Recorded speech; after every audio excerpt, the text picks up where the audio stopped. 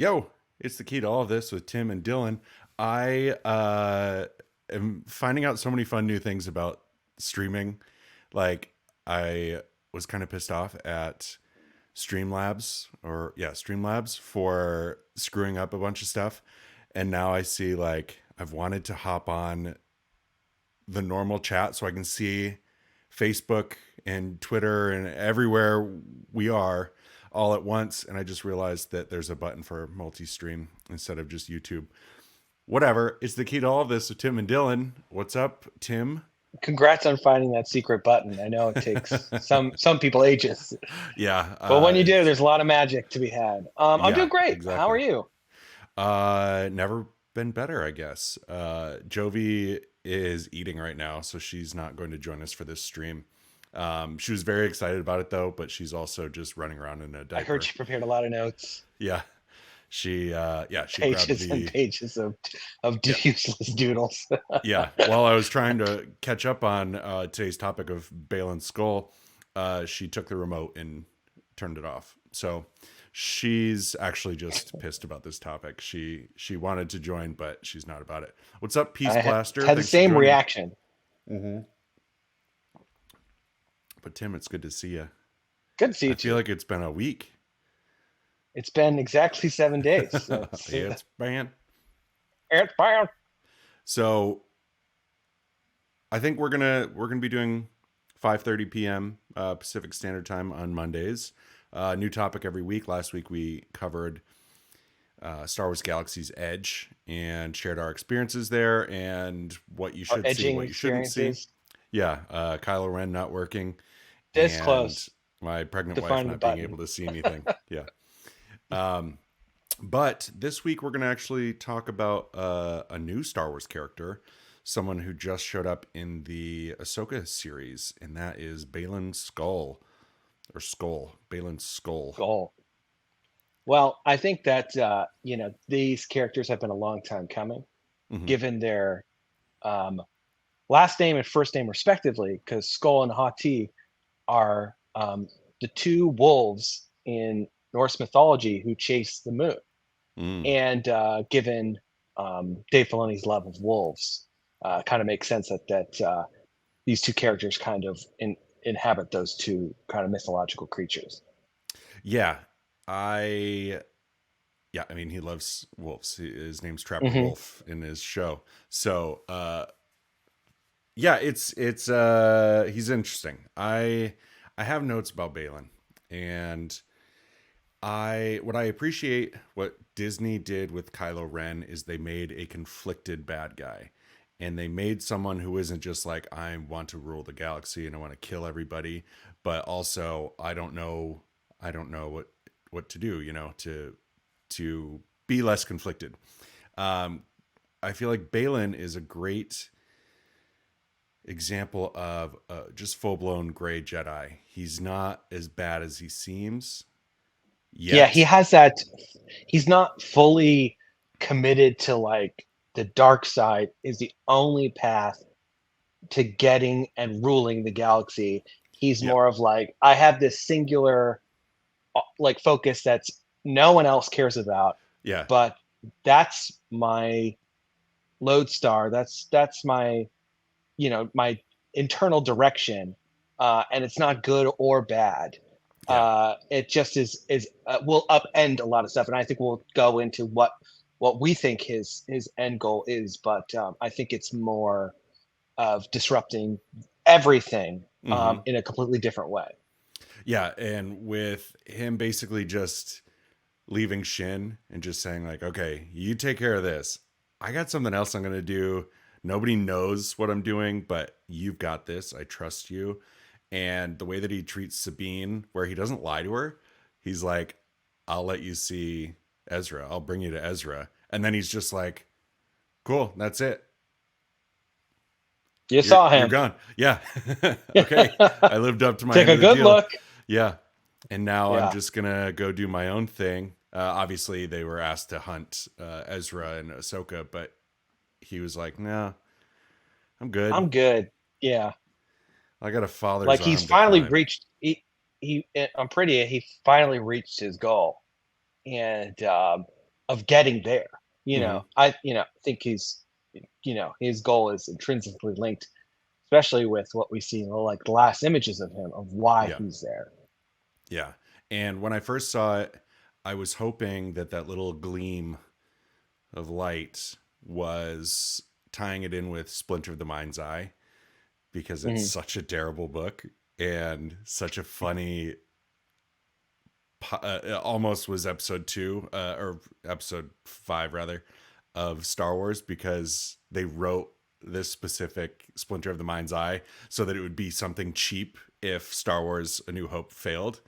And it's just like, it's not good at all. I just read the book a couple years ago to be on a podcast talking about everything but the books, or everything but the movies. And I was like, oh, it's interesting if they want to go the Splinter of the Mind's Eye route, but after some research, I don't think that that's where they're going. To go No, back to him being a gray Jedi, I do like that he totally like killed all the Republic people at the beginning, like the New Republic people, when they're yeah, like, a Jedi's here. The Jedi are long gone. And he's like, we aren't Jedi. And then kills them you're because, going is to it? die. Yeah. Yeah. It's like Captain Hale Also, is just like so cocky that he deserves to not survive. I also think that's a great. Sometimes when you're dealing with like an anti-hero character and they do something bad, you have to slowly, like subtly, have the audience see how these people kind of deserve to die. Yeah. Like it's never like like the nuns are like, oh, the Jedi are here, they're amazing people, they'll help Yeah. us, and he kills a bunch of nuns. No, these Hmm. people are just like cocky bureaucrats who get their comeuppance, Yeah. It was a good as we often use. do. Yeah. It was a good use of having a bad character as the lead in Star Wars. I think it's a good way for them to test the waters. Obviously, Hmm. with Boba Fett, he was just a total changed guy in Book of Boba Fett because he hung out with some Tusken Raiders a bunch. What's up, Tim Yeah. Sins One on Twitch? Welcome to the stream here. Hey, But it's the first time that we kind of get to see a main character be a bad guy, but also he's not so bad that Disney can't like do something with this character. exactly. I think he's definitely going to be.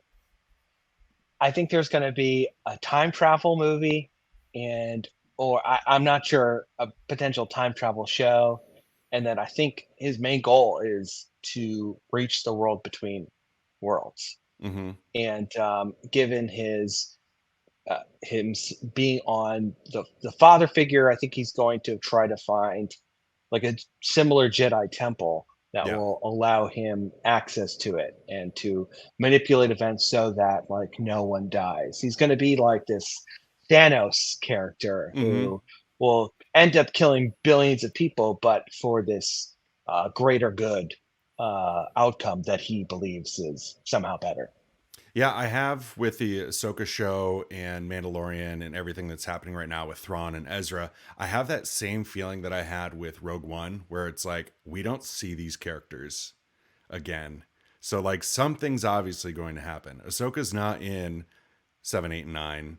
You know, you don't have Thrawn, you don't have Baylan, you don't have any of these characters. So something is going to happen where We also it makes have the sense. voice.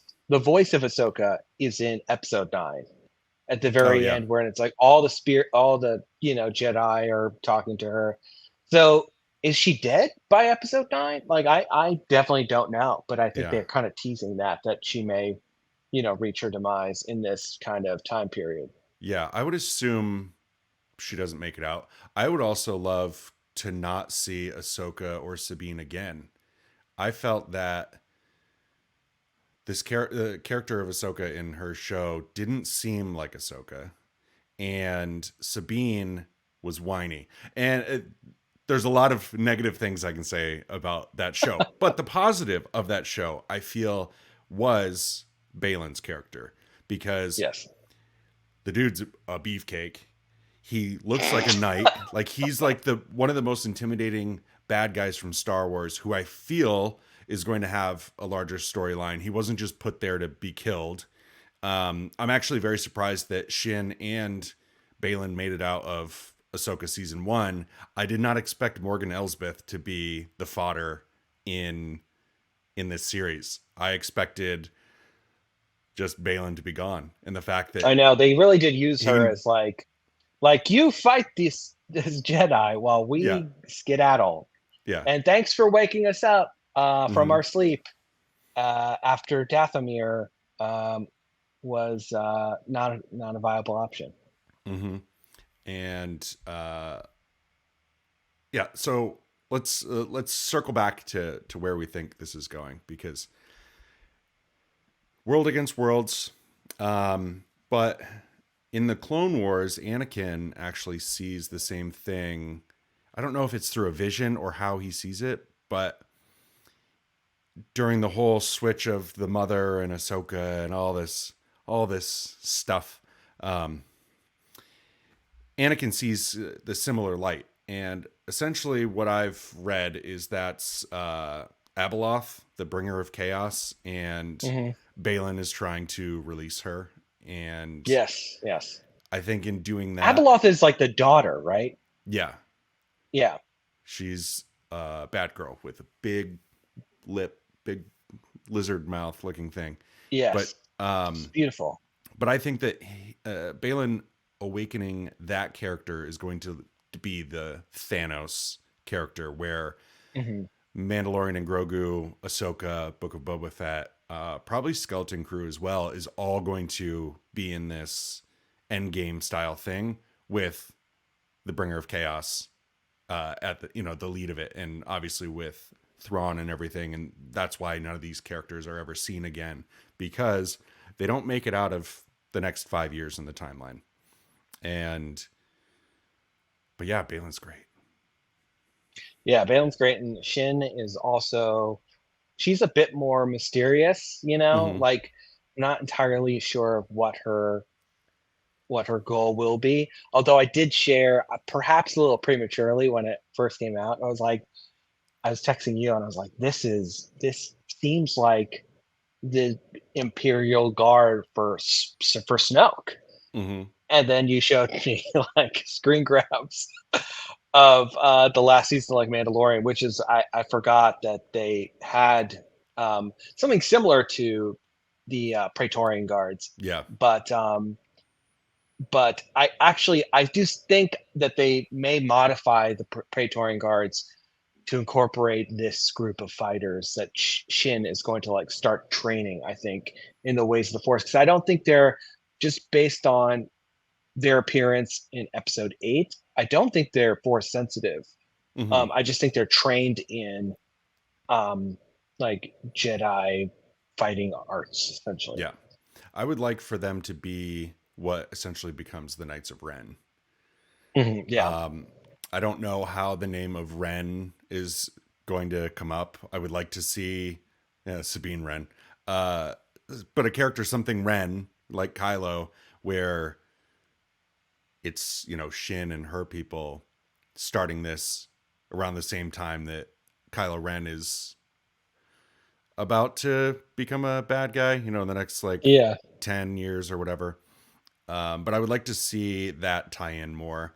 I love how Andor is kind of tying in little stuff to fill the gap between Jedi and Force Awakens, but also everything that we're getting now is tying all that in with the cloning and the M count. And I know you haven't seen the Bad Batch last season or this season, but in this season, I'm catching up on on not this season, but the okay, last season. I won't ruin it, but there's finally a piece in the Bad Batch that ties it in with everything that we're watching currently with Mandalorian 7, 8, and 9, everything. Finally, this final episode finally like ties it all in. Finally, I'll say it again.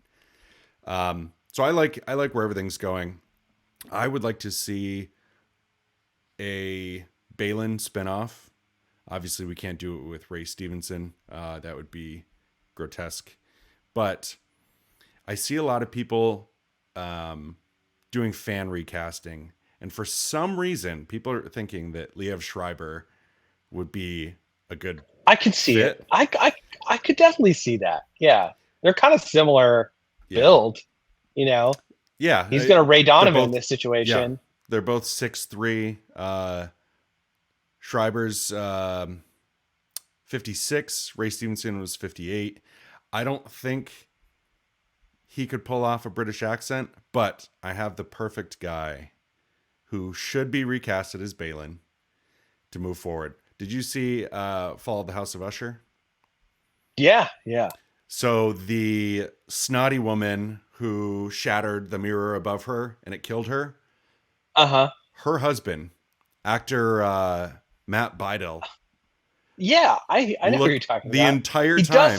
He does look a lot like Ray Stevenson. You're right. And he was so good in that. He was so good in Midnight Mass. Really and I didn't see Altered Carbon, but people were saying that he did really good different kind of accents. So I haven't seen that, so I can't really, who was he in? Speak on that. In Midnight Mass. Who was he in this Midnight Mass? Yeah. He was one of like the bearded guys, like the trucker hat bearded guys. The like groundskeepers and stuff of like the area, like the trailer trash guys. But look him up. He looks exactly like him, and he's only an inch shorter than Ray Stevenson was, and he's 48. But you'll see photos of him with a full like gray beard. I think it'd be great, and he's got Mark Hamill as a connection. So hopefully Mark Hamill will be Bring like, up hey, Luke. Yeah. Hey, you're Baylan. Man, Mark Hamill's so good in Fall of the House of Usher. Just a side note, he's just it's hard amazing. to think of a better role that he's ever done. It's better than any Luke Skywalker stuff he's done. Yeah. Yeah, I know. I think a long shot would be, I know this sounds ridiculous, but if Nick Offerman ever decided to get like really buff, and he's a strong guy to begin with, but like really commit to it, I think he could pull it off too. I would like to see Nick Offerman play a different character. I think that if you get an actor like Liev Schreiber or Nick Offerman to take over this character, you're going to be like, oh, this character has 100% been recasted. But if you've got, I don't want to say someone who looks like him, but someone who looks like him and relatively new actor, because I guess he was a lawyer or something, and then he started to take acting classes and then just started doing it. I think that it's not going to take away from the character or what Ray Stevenson did before. If you recast with Nick Offerman, you're going to think of, Ron Swanson. You're going to think of his character from The Last of Us, Billy or Bill. But yeah, I think that's like the best casting. Yeah. And then we get our full Baylan show, which will be awesome. And yeah, that's all I have to say about that. Yeah, me too. Well, join us next week. This is a pretty short episode. I'm good with that. We did 20 minutes. Yeah, short and sweet. We got everything we want to talk about. I feel like we'll be back next week, 5:30 p.m. again for another 15 to 30 minute conversation about something in Star Wars. I will be posting on our social media at TKTAOT, also on my social media at I'm Dylon, and the other show at HADWM. To give everybody a little bit of heads up of what we're going to discuss next time. If people ever want to leave comments or ask questions on the live stream to Tim or myself, you can donate. Donate.imdylon.com. Any donation will get you a shout out, and you get to ask a question. And we'll not answer questions unless you do it. Yes. Let's be clear about that. Yeah. No personal questions. Tim sends one, said, "What's up, guys?" And what are you guys I won't about? tell you what's up. No. Lips are sealed about what's up. But check out the show, the Positive Star Wars Podcast Show. The key to all of this on YouTube. Watch.tktaot.com.